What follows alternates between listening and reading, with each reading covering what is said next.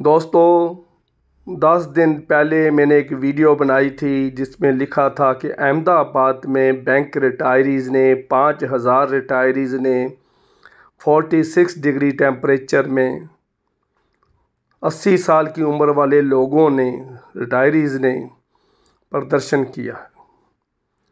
उस वीडियो को बहुत लाइक किया गया, 200 के करीब कमेंट्स आए हैं, बहुत अच्छे कमेंट्स आए हैं और 24,000 लोगों ने 10 दिन के अंदर उसको देखा है और बहुत लोगों ने मेरी तारीफ़ भी करी है और ये भी कहा है कि पेंशन अपडेशन होनी चाहिए, हर हालत में होनी चाहिए। 30 साल का समय बीत चुका है, हर हालत में होनी चाहिए। लेकिन दोस्तों, हम बहुत ही बिखरे हुए हैं, बहुत परेशान हैं, क्योंकि हम डिवाइडेड हैं, हम बंटे हुए हैं। 22 व्हाट्सएप ग्रुप्स में देख रहा हूँ कि रिटायरीज़ 22 ग्रुपों में बंटे हुए हैं और उधर सुप्रीम कोर्ट जो है, माननीय जो अदालत है, जो हमारी एक बहुत आदरणीय संस्था है, देश की सर्वोच्च अदालत है, और ये कहते हैं कि इसकी आंखों पे पट्टी बंधी हुई है और तराजू इसके हाथ में और दोनों पलड़े बराबर हैं। पर दुख की बात है, क्या बैंक रिटायरीज ये कहेंगे कि उसकी आंख पे पट्टी बंधी हुई है? क्या बैंक रिटायरीज ये कहेंगे कि हाथ में जो तराजू है उसके दोनों पलड़े बराबर हैं? आज तो ऐसे लग रहा है कि सुप्रीम कोर्ट भी आईबीए के साथ मिली हुई है। हमें तो शंका थी कि हमारी यूएफबीयू आईबीए के साथ मिली हुई है, क्योंकि अप्रैल की मीटिंग में आईबीए और यूएफबीयू का जो नज़ारा देखा है, जो रोल देखा है, उसमें हमें क्लियर दिखाई देता है कि they are joint hand. Charter of demand time पर सबमिट ना करना, चार्टर ऑफ डिमांड को किश्तों में सबमिट करना, बाद में सप्लीमेंट्री चार्टर ऑफ डिमांड देना और उसमें से मेजर इश्यूज़ को नीचे कर देना। जो 30 साल से पेंडिंग इशू है पेंशन का, उसको बारगेनिंग पावर के लिए, बारगेनिंग टूल के लिए यूज़ करना। ये सब इंडिकेटर बताते हैं और समझदार आदमी समझ जाता है कि दाल में काला है। There is something black at the bottom, there is something black at the bottom. भाइयों, दाल में काला नज़र आता है। लेकिन अब तो सुप्रीम कोर्ट में भी काला काला नज़र आने लगा। देखिए, 13 मई को जो हीयरिंग थी वो पोस्टपोन हुई कि नहीं हुई, डेफर हुई कि नहीं हुई, क्या हुआ? क्योंकि सुप्रीम कोर्ट के वेबसाइट के ऊपर नेक्स्ट हीयरिंग नज़र नहीं आ रही है। तो हम कहाँ जाएं? आईबीए को तो पहले सुप्रीम कोर्ट ने 3 महीने का टाइम दे दिया था और उसके बाद जब 3 महीने की इंटरिम रिपोर्ट और फाइनल रिपोर्ट दोनों में से कोई रिपोर्ट सबमिट करने को बोला गया था, वो भी सबमिट नहीं कर सके। इन बिटवीन चेयरमैन चेंज हो गया, नए चेयरमैन मिस्टर गोयल आ गए, तो उन्होंने भी एक आई वाश यूएफबीयू के साथ मीटिंग करके एक रिप्लाई तैयार कर लिया था कि हमारी प्रोसीडिंग्स ऑन है, हम यूनियन के साथ मीटिंग कर रहे हैं और हम जल्द ही किसी नतीजे पर पहुंचने वाले हैं। पेंशन अपडेशन के बारे में हमने बात करी है, इनके जो रेजिडुअल इश्यूज पेंडिंग है उसके ऊपर भी बात करी है। तो पेंशन अपडेशन जो है एक ख्वाब सा बनता जा रहा है। तो भाइयों, उसके लिए हमें कुर्बानी की ज़रूरत है। 4 महीने से मैं शोर मचाता जा रहा हूँ। 1 जुलाई 2022, इसको याद रखिए, मन के ऊपर रखिए। जंतर मंतर दिल्ली, 1 जुलाई 2022, जंतर मंतर दिल्ली, सुबह 9 बजे। आमरण अनशन की बात हमने करी है, फास्ट अनटू डेथ की हमने बात करी है। मैडम कृष्णमचारी बेंगलोर में रहने वाली स्टेट बैंक का मैसूर की एक ऑफिसर जो हमारे को लीड करने जा रही है, उसमें मरण व्रत रखने के लिए तैयार है। पहले भी वो स्टेट बैंक ऑफ पटियाला के एग्ज़िट पॉलिसी में जो वीआरएस लेके गए थे, उनको पेंशन दिलवाने में कामयाब हो चुकी है। और इसलिए भाइयों, जो मुझे मैसेज मिले हैं, मैंने सभी से रिक्वेस्ट करी थी कि जो भी मेरी वीडियो देख रहा है, जो भी व्रत रखना चाहता है, चाहे वो 1 वीक का व्रत रखना चाहता है, चाहे वो 2 वीक का रखना चाहता है, चाहे वो फास्ट अनटू डेथ रखना चाहता है, तो मुझे कमेंट्स में अपना मोबाइल नंबर साथ लिखते जाएं। ये ठीक है, मेरे पास कुछ ईमेल आई हैं, उन्होंने मोबाइल नंबर भी लिखा है, लेकिन मैंने रिक्वेस्ट करी थी कि कमेंट्स में लिखते जाएं, साथ में मोबाइल नंबर भी लिखते जाएं, ताकि हम कोऑर्डिनेशन कमेटी को ये आपका नंबर भेज दें और आपसे कांटेक्ट कर सके और आपके साथ सारी बातचीत कर सके। क्योंकि हमने क्या करना है कि 15 दिन पहले पुलिस कमिश्नर दिल्ली को परमिशन लेनी ज़रूरी है, और जो जंतर मंतर दिल्ली का जो station house officer SHO police station है उसको इन्फॉर्म करना ज़रूरी है। मिनिस्ट्री ऑफ फाइनेंस और मिनिस्ट्री होम अफेयर्स को इन्फॉर्म करना ज़रूरी होता है। जो लोग अनशन पे बैठेंगे उनके नाम लिखाने, उनकी फ़ोटो देनी भी ज़रूरी होती है। तो ये सारा कुछ ज़रूरी है। मेडिकल का अरेंजमेंट करना है, डॉक्टर का, एम्बुलेंस का, तंबुओं का, टेंट्स का, पानी का, हर तरह की व्यवस्था करने की ज़रूरत है। तो सभी तरह की तैयारी होती है। इसलिए भाइयों, जो भी सुन रहा है, जो भी तैयार है, वीडियो में अपना नाम और मोबाइल नंबर ज़रूर लिखें। और सुप्रीम कोर्ट ने जो हैरानी वाला काम किया है, 13 मई के बाद किसी लिस्ट में हियरिंग पोस्टपोन हुई, डेफर हुई, कैंसिल हुई, क्या हुआ उसके बारे में कहीं जिक्र नहीं है। कई उड़ती उड़ती खबर मिलती है, र्यूमर मिलता है, लेकिन कंफर्म नहीं है। तो इसलिए हमारे जो भाई हैं, रिटायरीज़ ऑर्गेनाइजेशन के रमिंदर गुरभेज सिंह जी जो दिल्ली में रहते हैं, Jagat Kishore Julka ji, all India bank retirees action forum के प्रधान जो हैं, श्री वेणुगोपालन जी, श्री जगत नारायण शुक्ला जी, सभी लीडर साहिबान जो उन्होंने सुप्रीम कोर्ट के जजेस को, सुप्रीम कोर्ट को, चीफ जस्टिस ऑफ इंडिया को लेटर लिखे हैं कि इसको इस बार IBA को कोई टाइम ना दिया जाए और टाइम अप्रूव हियरिंग को डेफर ना किया जाए और फैसला जल्दी से जल्दी किया जाए, क्योंकि पेंशन अपडेशन होनी है और हमारे बहुत से साथी भगवान को प्यारे हो चुके हैं, बिना पेंशन अपडेशन के ऊपर जा चुके हैं। तो MC सिंगला जी, महेश चंद्र सिंगला जी ने ये केस फाइल किया था। केस फाइल करने वाले पटिशनर भी ऊपर जा चुके हैं। अब उनकी आत्मा जो है ऊपर देखती होगी, तो सुप्रीम कोर्ट का हाल क्या है, हमारी माननीय अदालत, ऑनरेबल सुप्रीम कोर्ट जिसको हम कहते हैं, उसका क्या हाल है। वो तारीख पे तारीख डालती जा रही है। तो वो महेश चंद्र सिंगला जी बहुत दुखी होते होंगे, बहुत रोते होंगे हिंदुस्तान का हाल देखकर, IBA का हाल देखकर, सुप्रीम कोर्ट का हाल देखकर, UFBU का हाल देखकर बहुत दुखी होते होंगे, और हमारे उससे अलावा हमारे बैंकर भाइयों का भी हाल देखकर मुझे तो बहुत दुख होता है कि एक भी स्ट्राइक हमारे सर्विंग बैंकर्स ने हमारे साथ, हमारी सब कोऑर्डिनेशन में, हमारी सपोर्ट में सॉलिडारिटी नहीं दिखाई। दूसरे बैंक में कोई प्रॉब्लम आ जाए तो SBI खड़ा हो जाता है, दूसरे बैंक खड़े हो जाते हैं। रेलवे के साथ सॉलिडारिटी दिखाने के लिए बैंक एम्प्लॉई स्ट्राइक कर देते हैं। सेंट्रल गवर्नमेंट की ट्रेड यूनियन की स्ट्राइक होती है तो बैंकर सॉलिडारिटी शो करते हैं। लेकिन जब बैंक रिटायरीज के ऊपर प्रॉब्लम आई है तो बैंकर जो सर्विंग बैंकर्स है, एक भी दिन की स्ट्राइक कॉल नहीं दे रहे, एक भी दिन उन्होंने ब्लैक बाजीज नहीं पहने, एक भी दिन उन्होंने ब्रांच में प्रोटेस्ट नहीं किया है। मैंने तो पिछली वीडियो में एक एग्जांपल दी है, कुत्ता मर जाता है तो दूसरा कुत्ता उसका गोश्त नहीं खाता है।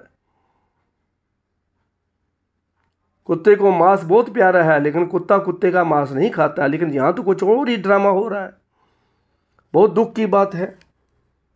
तो हमारे भाइयों, इसको जो है रिज़ल्ट हमारे सामने आ चुका है। UFBU का नज़ारा हम देख चुके हैं।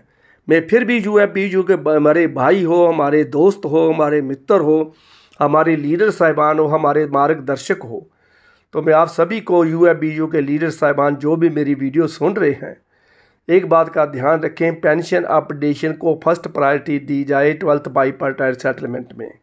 1 नवंबर 2022 को जब ये लागू हो तो पहला इशू पेंशन का होना चाहिए, pension to be finalize as early as possible, क्योंकि ये बहुत लटक रहा है, बहुत परेशान करने वाला, बहुत दुखदाई मामला बन गया है।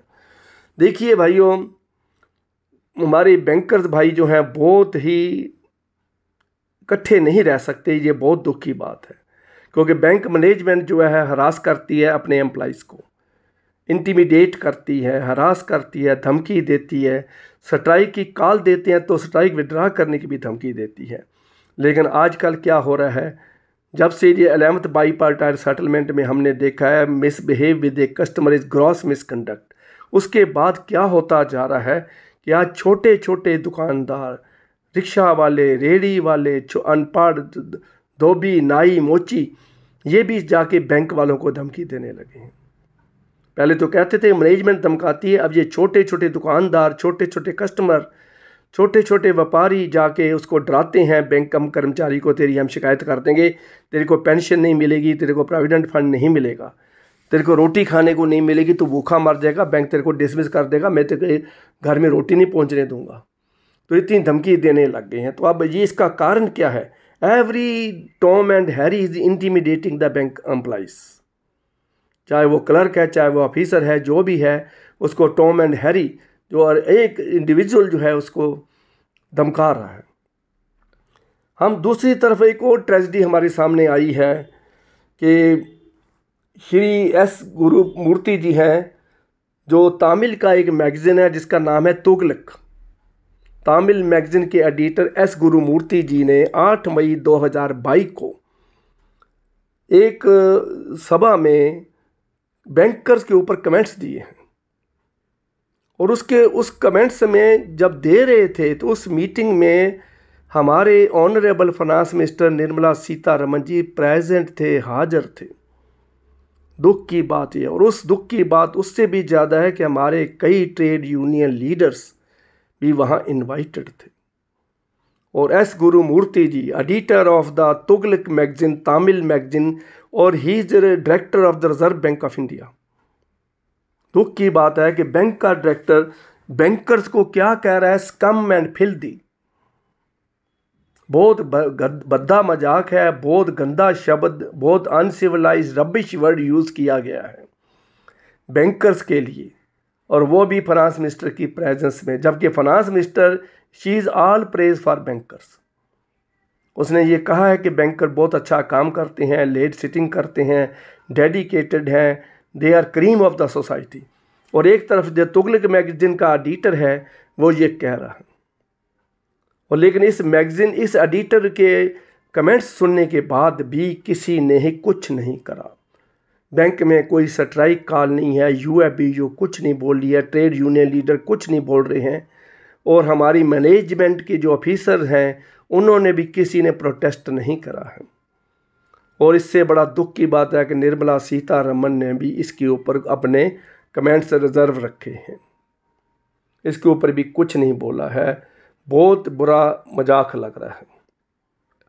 देखिए, अब सुप्रीम कोर्ट के ऊपर दुख इसलिए हो रहा है कि 13 मई से, उसके बाद 23 मई से 23 मई से कोर्ट में गर्मी की छुट्टियां हैं। गर्मी की छुट्टियां किसको होती हैं? क्या बैंक एम्प्लॉइज़ को गर्मी की छुट्टियां होती हैं? क्या डॉक्टर लोग, हमारे जो डॉक्टर भाई हॉस्पिटल में दिन रात 24 घंटे इमरजेंसी में काम करते हैं, उनको गर्मी की छुट्टियां होती हैं? क्या हमारे देश के बॉर्डर की रक्षा जो कर रहे हैं फौजी लोग हैं, जो 24 घंटे बॉर्डर पर बैठे हैं, उनको गर्मी की छुट्टियां होती हैं? क्या सीआरपीएफ, बीएसएफ, क्या हमारी स्टेट पुलिस, किसी को गर्मी की छुट्टियां होती हैं? नहीं होती हैं। क्या रेडी वाला, रिक्शे वाला, राज मजदूर, दिहाड़ी पे काम करने वाला, सब्जी वाला, सब्जी मंडी कभी गर्मी में बंद होती है? मैकेनिक लोग काम कर रहे हैं, tractor mechanic, scooter mechanic, car mechanic, दिन रात 24 घंटे काम करते जा रहे हैं, उनको गर्मी की जरूरत। तो कोर्ट में गर्मी ज़्यादा है। जजेस को बच्चे थोड़े हैं, they are not school going children. छोटे बच्चे को गर्मी की छुट्टियां इसलिए होती हैं कि गर्मी की लू लगने से वो बेहोश होकर गिर ना जाए। छोटा बच्चा जल्दी गिर जाता है, जल्दी उसका चेहरा लाल हो जाता है, जल्दी उसको कोई प्रॉब्लम आ सकती है, तो वो उसको जल्दी पानी पिलाया जाता है। स्कूल की प्रेयर होते होते गर्मी में मैंने देखा कई बच्चे नीचे गिर जाते हैं। तो ये तो माना बच्चों की छुट्टी गर्मी में होनी चाहिए, ये तो एक मेडिकल रीज़न है, ये तो माना गया। लेकिन जो न्यायाधीश है, जो जज है, जिसकी उम्र 40-50 साल है, जो खाता पीता है, एयर कंडीशन में बैठा है, एयर कंडीशन गाड़ी में आता है, मौज मस्ती करता है, जिसके पास सारी प्रोविज़न है, सारी सुख सहूलतें जिसको मिली हुई हैं, उसको गर्मी की छुट्टियां क्यों देते हो? वो पहाड़ों पे चला जाएगा, मौज मस्ती करेगा। करोड़ों केसेस पेंडिंग पड़े हैं, हाई कोर्टों में करोड़ों केसेस पेंडिंग पड़े हैं, लोअर कोर्टों में फाइनेंस के 20 लाख केस पेंडिंग पड़े हैं। 10-10 साल, 20-20 साल, छोटे से छोटा केस कोर्ट में ले जाओ, 10-10, 20-20 साल फैसला नहीं होता है। पटिशनर जो है वो परेशान हो जाता है, केस करने वाला परेशान हो जाता है। 6-6 महीने की साल में 2 पेशियां पड़ती हैं। और जो पॉलिटिशियन हैं उनके केस हम रात को भी सुनते हैं। तो भ्रष्टाचार के जो भ्रष्ट लोगों हैं, उनके जो भद्दे लोग हैं, जो गंदे हैं, जो बैड एलिमेंट हैं हमारे, उनके केस तो हम रात को भी सुनते हैं। लेकिन कोर्ट के लिए जो बैंक का रिटायरीज का केस है, तो ऐसे केसेस की हम 30-30 साल से पेंडिंग पड़ते जा रहे हैं। ऊपर से गर्मी की छुट्टियां, उनको और केसेस को और लटकाया जा रहा है। उनके ऊपर कोई टारगेट नहीं रखा गया कि इस केस को इतने महीने में ख़त्म करना है, इस केस को इतनी देर में अंदर, इतने दिनों के अंदर ख़त्म करना है। जबकि बैंक एम्प्लॉइज़ के ऊपर टारगेट है कि 5 कार लोन 1 महीने में करने हैं, 5 हाउस लोन 1 महीने में करने हैं। पीर रिव्यू मीटिंग होती है, परफॉर्मेंस रिव्यू मंथली मीटिंग होती है, उसके अंदर उसकी इंसल्ट करी जाती है अगर उसने टारगेट पूरा नहीं किया तो। क्या ये ऐसा हमारे कोर्ट के लिए रूल नहीं बन सकता? बैंक रिटायरीज इकट्ठे हो जाओ भाइयों, सारी तरफ से मार पड़ रही है, चाहे वो DFS है, चाहे वो IBA है, चाहे वो UFBU है। बैंक सर्विंग बैंकर्स और रिटायर्ड बैंकर दोनों को मार पड़ रही है। भाइयों, दोनों इकट्ठे हो जाओ, सारे के सारे रिटायरीज ग्रुप इकट्ठे हो जाओ। सभी ग्रुपों से मैं निवेदन करता हूं, चाहे वो प्रोफेसर मोहन बद्दी जी हैं, UFBR के जो हैं, तो मेरा मतलब ये है, कोई भी ग्रुप, मैं सभी ग्रुप्स के नाम नहीं ले सकता, वीडियो लंबी हो जाती है, तो सारे भाई इकट्ठे हो जाओ। इकट्ठे होकर 1 जुलाई 2022 को आमरण अनशन के लिए तैयार हो जाओ। जिसका शरीर परमिट नहीं करता है, मेडिकली परमिटेड नहीं है, वो 1 वीक अनशन करे।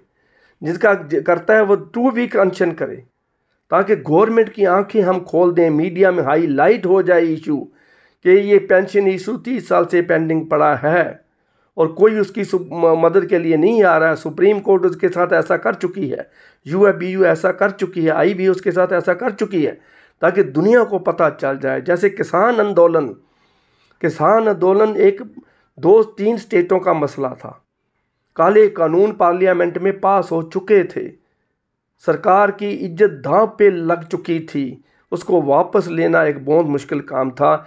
लेकिन यूनिटी इज स्ट्रेंथ, एक कुर्बानी उन्होंने करके दिखाई। 1 साल से ऊपर उन्होंने करके दिखाया, घर से बाहर रह के दिखाया, सर्दी भी देखी, गर्मी भी देखी, बरसात भी देखी, कोरोना भी देखा, और कोरोना के बीच भी उनको कुछ नहीं हुआ। जिसकी विल पावर स्ट्रोंग है, भगवान उसके साथ है।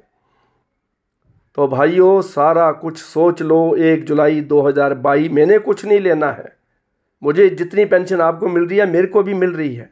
मैं तो एक यूट्यूबर हूँ, मैं किसी रिटायरीज संस्था का प्रधान नहीं हूँ, किसी रिटायरीज ग्रुप का प्रधान नहीं हूँ, किसी का कन्वीनर नहीं हूँ, किसी का जनरल सेक्रेटरी नहीं हूँ, मेरे पास कोई पोस्ट नहीं है, मैं किसी पोस्ट के लिए लड़ाई नहीं कर रहा हूँ।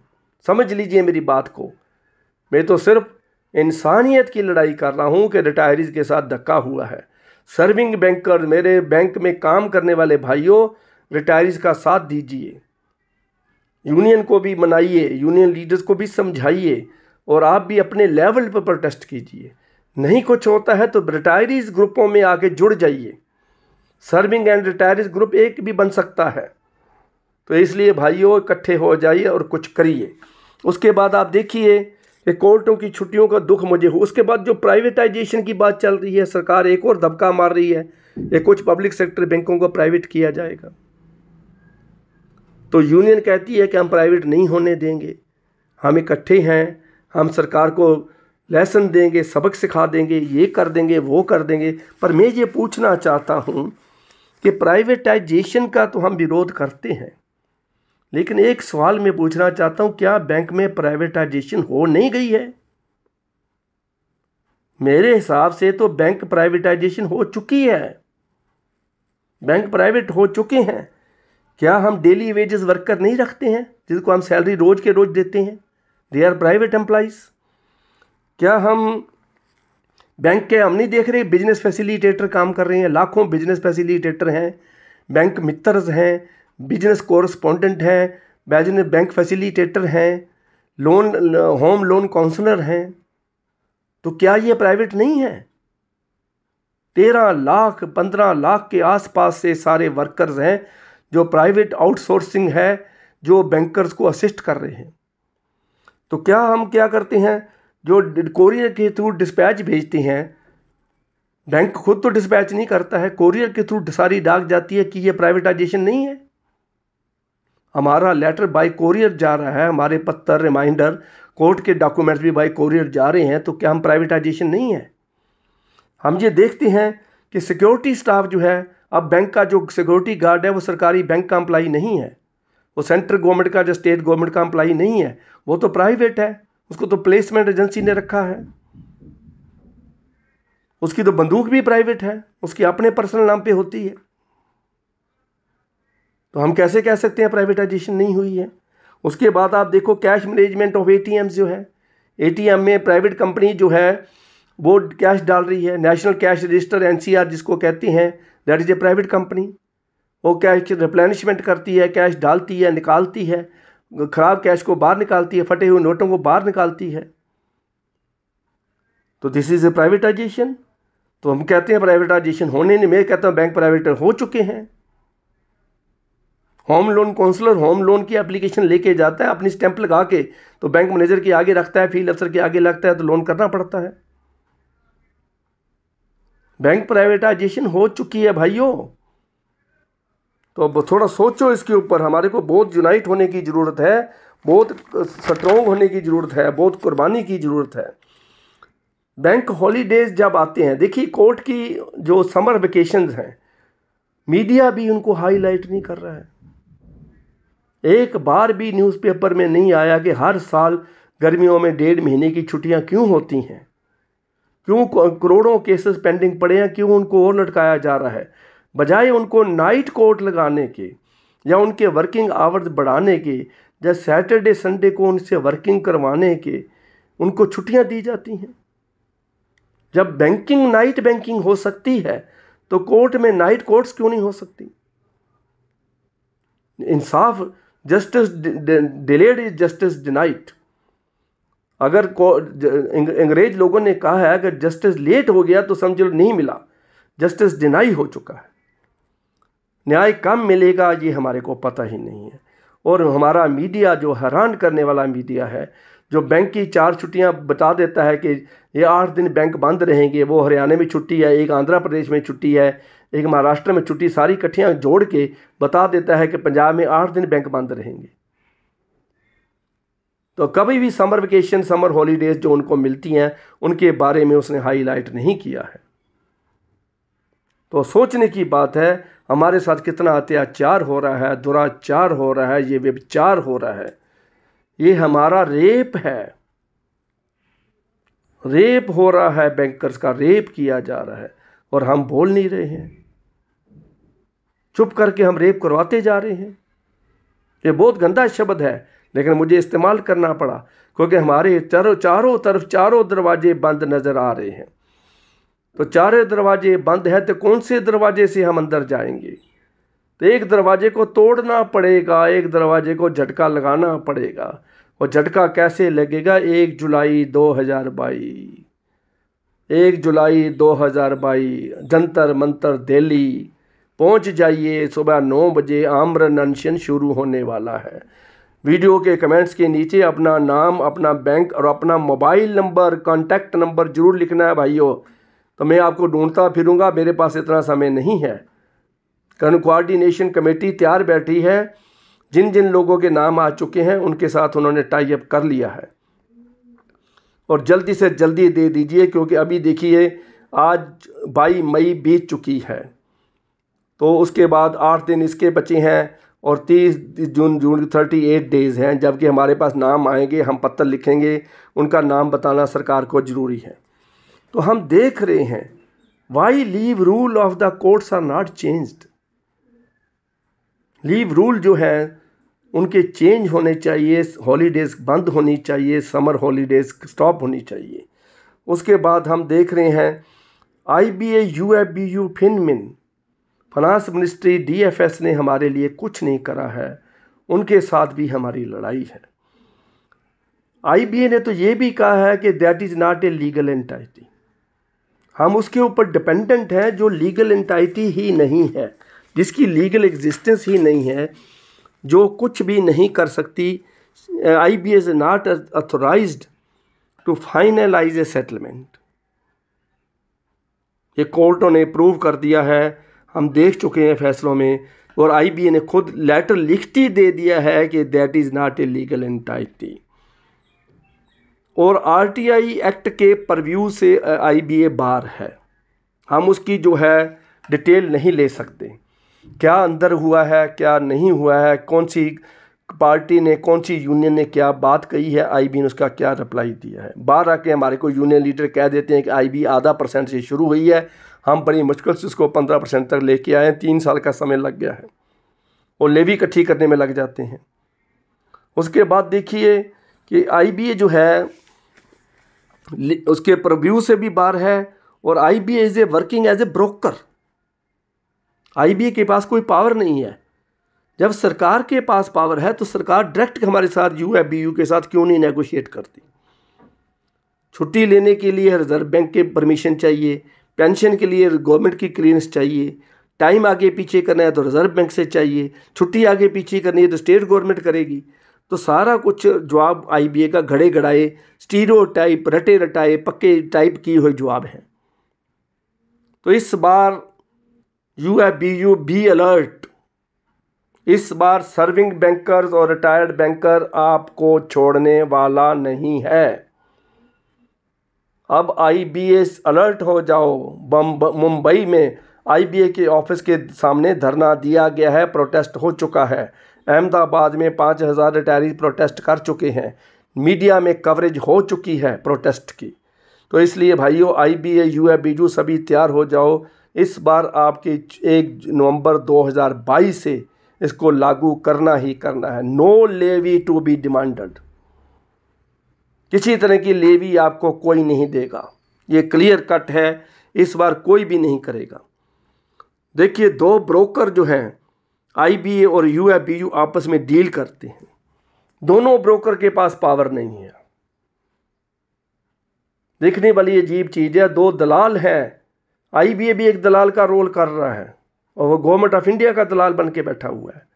तो दोनों दलाल आपस में करते हैं, हमारी ज़िंदगी का फैसला यही कर देते हैं। तो इसलिए भाइयों मुझे बहुत दुख होता है। प्री 2002 रिटायरीज का भी बहुत अफसोस है कि उनके DA का भी अभी तक फाइनल नहीं हुआ। जो PTS है, हमारे पार्ट टाइम स्वीपर जो हैं, मेरे को बार बार लिखते जा रहे हैं, बार बार मेरे को फ़ोन करते हैं, मैं उनके नाम नहीं बताना चाहता। संतोष नाइक भुवनेश्वर से पंजाब नेशनल बैंक में जो हैं, वो बार बार मेरे को फ़ोन कर चुके हैं। कई बार और लीडर अरुण कुमार जी हैं, शिवराम हैं, तो इन्होंने बहुत किया है। तो मैं उनको सभी को कहता हूं कि बार बार मैं आपका रेफरेंस देता हूं वीडियो में, तो आपका कुछ ना कुछ इस बार होगा, आपको पक्का किया जाएगा। सिर्फ 7000 8000 सैलरी पे ये काम कर रहे हैं, 2 घंटे की बजाय 8 9 10 घंटे ड्यूटी दे रहे हैं। तो वीडियो लंबी होती जा रही है भाइयों, तो इसलिए मैं शब्दों को विराम देता हूं।